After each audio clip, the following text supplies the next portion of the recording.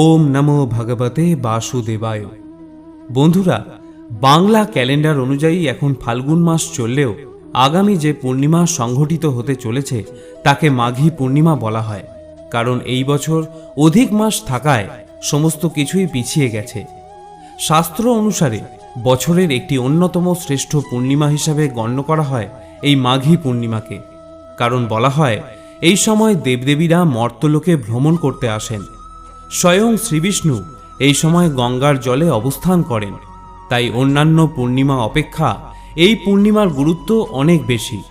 বিশেষ করে হিন্দু ধর্মে, বৌদ্ধ ধর্মে এবং জৈন ধর্মে এই পূর্ণিমাকে অন্যতম শ্রেষ্ঠ পূর্ণিমা হিসাবে গণ্য করা হয়েছে। তাই এই পূর্ণিমায় কিছু কিছু জিনিস পালনের কথা যেমন বলা হয়, পাশাপাশি এমন কিছু বিষয় রয়েছে যা এড়িয়ে যাবার কথাও বলা হয়েছে। বন্ধুরা, আজ এই ভিডিওর মাধ্যমে আপনাদের সাথে আলোচনা করব যে আসন্ন এই মাঘী পূর্ণিমা কবে এবং কখন পড়েছে, এই পূর্ণিমার মাহাত্ম্য কী এবং এই পূর্ণিমার দিন কোন কোন বিষয় পালনের কথা বলা হয়, কোন বিষয়গুলি আমাদের এড়িয়ে যাওয়া প্রয়োজন। এই সব কিছু নিয়ে আজকে আপনাদের সাথে এই ভিডিওতে আমি আলোচনা করব। আশা করি এই ভিডিওটি আপনাকে সমৃদ্ধ করবে। নমস্কার বন্ধুরা, সাহিত্য রস মোটিভেশনের আজকের এই নতুন ভিডিওতে আপনাদের সুস্বাগতম। ভারতীয় দর্শন, শাস্ত্র, দেবদেবী এবং শ্রীকৃষ্ণের বাণীর প্রচার আমাদের এই চ্যানেলের মূল বিষয়বস্তু। বন্ধুরা, সবার প্রথমেই আপনাকে জানাবো এই বছর অর্থাৎ 2024 সালে মাঘী পূর্ণিমা কবে এবং কখন পড়েছে। এই বছর এই মাঘী পূর্ণিমার তিথি দুদিন থাকছে, অর্থাৎ আগামী শুক্রবার এবং শনিবার উভয় দিনই পূর্ণিমার তিথি থাকছে। মাঘী পূর্ণিমার তিথি শুরু হচ্ছে 10ই ফাল্গুন 23শে ফেব্রুয়ারি শুক্রবার বিকেল 3:30 থেকে এবং এই তিথি থাকছে পরের দিন 11ই ফাল্গুন শনিবার বিকেল 5:24 সময়কাল পর্যন্ত। তাই মাঘী পূর্ণিমা মূলত এবছর শুক্রবার এবং শনিবার উভয় দিনই থাকছে। তবে পূর্ণিমার যারা ব্রত এবং উপবাস রাখতে চাইছেন তারা 24শে ফেব্রুয়ারি শনিবার দিন সম্পন্ন করবেন। আর পূর্ণিমার নিশি পালন সম্পন্ন করা প্রয়োজন 10ই ফাল্গুন শুক্রবার অর্থাৎ আজ। এই মাঘী পূর্ণিমার কিছু পালনীয় বিধি যেমন শুক্রবার দিন করা যাবে, পাশাপাশি শনিবার দিন যেহেতু সারাদিন জুড়েই পূর্ণিমা তিথি থাকছে তাই মাঘী পূর্ণিমার যাবতীয় পালনীয় বিধি শনিবার দিনও সম্পন্ন করা যাবে। যদি এই মাঘী পূর্ণিমার সময়কালে বাড়িতে সত্যনারায়ণ পুজো দিতে চান সেক্ষেত্রে এই বিষয়টি শনিবার দিন না করে শুক্রবার দিন সম্পন্ন করা প্রয়োজন। কারণ সত্যনারায়ণ ব্রত মূলত সম্পন্ন হয় পূর্ণিমা তিথির সায়নকালে অর্থাৎ সন্ধ্যাবেলায়। যেহেতু শনিবার দিন সন্ধ্যাবেলা পূর্ণিমা ছেড়ে যাচ্ছে সেই জন্য সত্যনারায়ণ পুজো শুক্রবার দিন পূর্ণিমা থাকাকালীন সম্পন্ন করা প্রয়োজন। এখানে বলে রাখি, আপনারা নিশ্চয়ই জানেন চন্দ্র দোষ দূর করার উদ্দেশ্যে পূর্ণিমার দিন চন্দ্রদেবের কাছে ক্ষীর, পায়েস বা মিষ্টান্ন নিবেদন করতে হয়। একে চন্দ্রদেবের উদ্দেশ্যে অর্ঘ্য দান বলা হয়। এই কাজটিও যদি আপনি সম্পন্ন করতে চান তাহলে শুক্রবার পূর্ণিমা থাকাকালীন এই কাজটি সম্পন্ন করা প্রয়োজন। কারণ শনিবার সন্ধ্যার পর এই মাঘী পূর্ণিমা তিথি ছেড়ে যাচ্ছে, তাই এই কাজটিও শুক্রবার দিনই সম্পন্ন করা প্রয়োজন। এই কয়েকটি বিষয় ছাড়া মাঘী পূর্ণিমার যাবতীয় পালনীয় বিধি পরের দিন অর্থাৎ শনিবার দিন সম্পন্ন করা যেতে পারে। কারণ উদয়া তিথি অনুসারে মাঘী পূর্ণিমার দিন হিসাবে গণ্য করা হবে আগামী শনিবার দিনটিকে। বন্ধুরা, শাস্ত্র অনুসারে মাঘী পূর্ণিমার দিন দেবদেবীরা মর্তে ভ্রমণ করতে আসেন। এই সময়কালে শ্রীবিষ্ণুর অধিবাস হয় গঙ্গার জলে। তাই এই পূর্ণিমাতে আমাদের কিছু কিছু বিষয়কে পালন করার কথা বলা হয়ে থাকে। বন্ধুরা, সবার প্রথমেই যে বিষয়টির কথা আমি বলবো তা হলো গঙ্গা স্নান।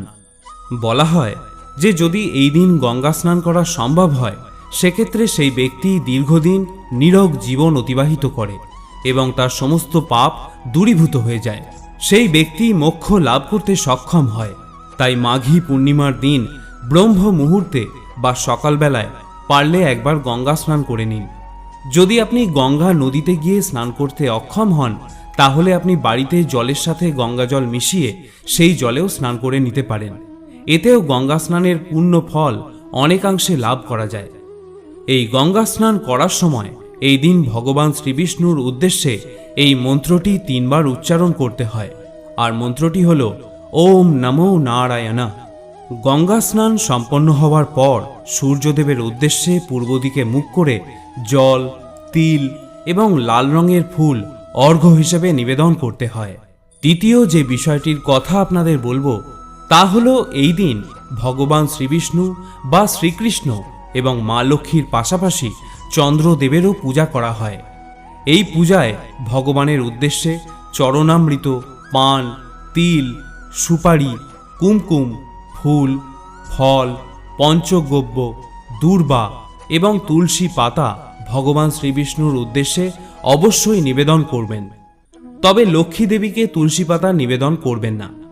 আর এই দিন লক্ষ্মী দেবীকে গঙ্গা জলের সাথে মিছরি মিশিয়ে যদি ক্ষীর নিবেদন করতে পারেন এবং সেই ক্ষীর পূজা সম্পন্ন হওয়ার পর রাত্রিবেলায় সেই ক্ষীর চাঁদের সম্মুখে কিছুক্ষণ রেখে পরিবারের সকলের উদ্দেশ্যে বিতরণ করতে পারেন, তাহলে ঘরের সুখ সমৃদ্ধি অনেকাংশে বজায় থাকে এবং ব্যক্তির জন্মকুণ্ডলিতে যদি কোনো চন্দ্রদোষ থেকে থাকে সেই দোষও মুক্ত হয়ে যায়। তৃতীয় যে বিষয়টির কথা আপনাদের বলবো তা হলো, বন্ধুরা, এই দিন দান করা অত্যন্ত শুভ বলে গণ্য করা হয়।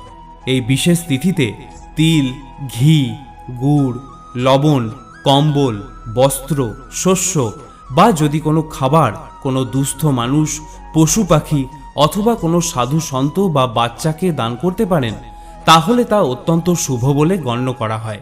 এতে পুণ্য প্রাপ্তি হয়। এই দিন আপনি আপনার সামর্থ্য অনুযায়ী অসহায় এবং গরিব মানুষকে দান করার চেষ্টা করুন। বাড়িতে যদি কোনো ভিক্ষুক আসে তাকে কখনোই খালি হাতে ফিরিয়ে দেবেন না। বন্ধুরা, এই মাঘী পূর্ণিমার দিন বাড়িতে অবশ্যই লক্ষ্মীনারায়ণের পুজো সম্পন্ন করুন। আর যদি কোনো কারণে আপনি এই পূজা সম্পন্ন করতে না পারেন, তাহলে যে বিষয়টি আমাদের প্রত্যেকেরই করা প্রয়োজন তা হল সন্ধ্যাবেলায় মা লক্ষ্মী এবং শ্রীবিষ্ণুর উদ্দেশ্যে একটি ঘিয়ের প্রদীপ প্রজ্বলিত করবেন এবং এই মাঘী পূর্ণিমার ব্রতকথা অথবা শ্রী শ্রী সত্যনারায়ণ ব্রতকথাটি একবার হলেও পাঠ বা শ্রবণ করার চেষ্টা করুন। যদি সম্ভব হয় এই দিন সকালে একটি পাত্রে হলুদ, সিঁদুর এবং ঘি একসঙ্গে মিশিয়ে সদর দরজার ওপর একটি স্বস্তিক চিহ্ন এঁকে দিন। এর ফলে বাড়িতে প্রবেশ করবে মঙ্গল এবং শুভ বার্তা। এই মাঘী পূর্ণিমার দিন তামসিক খাবার, ঝগড়া বিবাদ, অন্যের ক্ষতি করার মনোবাঞ্ছা এই সমস্ত কিছু এড়িয়ে চলুন। যদি অর্থনৈতিক সংকট থেকে মুক্তি পেতে চান, তাহলে এই মাঘী পূর্ণিমার দিন লক্ষ্মী দেবীর সামনে 11টি কড়ি হলুদের তিলক দিয়ে রেখে পুজো করুন এবং পুজোর শেষে এই কড়িগুলিকে একটি লাল কাপড়ে রেখে আলমারি বা আপনার ক্যাশ বাক্সে রেখে দিন। এতে মা লক্ষ্মীর কৃপায় আপনার অর্থনৈতিক সমস্যা দূর হয়ে যাবে। বছরের এই অন্যতম শ্রেষ্ঠ মাঘী পূর্ণিমা খুব সুন্দরভাবে পালন করুন। মা লক্ষ্মী এবং শ্রীবিষ্ণুর কৃপা আপনার এবং আপনার পরিবারের ওপর সদা বর্ষিত হোক, এই কামনা করে আজকের এই ভিডিও সমাপ্ত করলাম। সকলে ভালো থাকুন, সুস্থ থাকুন। জয় শ্রীকৃষ্ণ। রাধে রাধে।